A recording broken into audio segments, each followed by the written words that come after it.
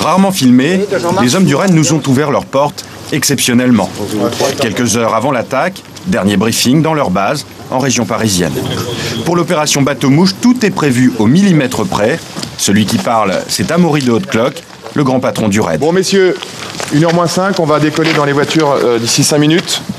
Juste le dernier rappel des consignes à charge des chefs de groupe et des chefs de section. Bien vérifier que personne, je dis bien personne qui participe à la démo, a des munitions réelles dans ses chargeurs. Ce que nous avons à faire, c'est pas très dur. C'est un des seuls à pouvoir apparaître à visage découvert dans notre reportage. Les autres membres de l'unité spéciale seront cachés. Garder leur anonymat, une des conditions indispensables à leur sécurité, la cagoule est de rigueur. Que ce soit dynamique et visuel. À tout à l'heure.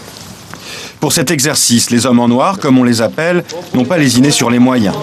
Intervention terrestre, aérienne et nautique. Ces policiers sont des experts contre le grand banditisme, mais aussi pour protéger les rencontres internationales et lutter contre le terrorisme mondial. Le RAID, 4 lettres qui signifient recherche, assistance, intervention, dissuasion. Depuis sa création en 1985, ses actions sont souvent spectaculaires.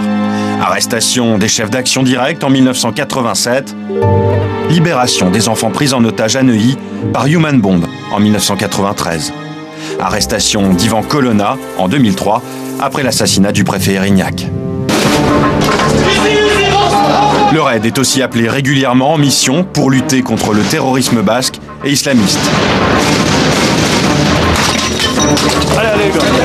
Il travaille avec des polices étrangères, de toute l'Europe bien sûr, mais aussi d'Asie, du continent américain et du Moyen-Orient.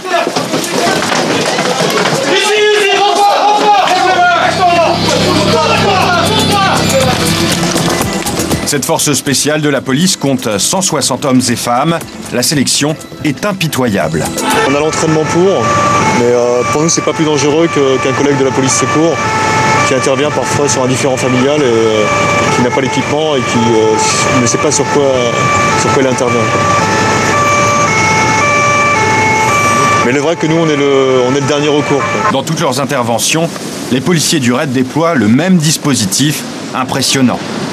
Cela suffit, dans les 3/4 des cas, à régler la crise, sans coup de feu, par un mélange de négociation et d'intimidation. Éviter au maximum l'usage de la violence est l'un des principes essentiels des hommes en noir.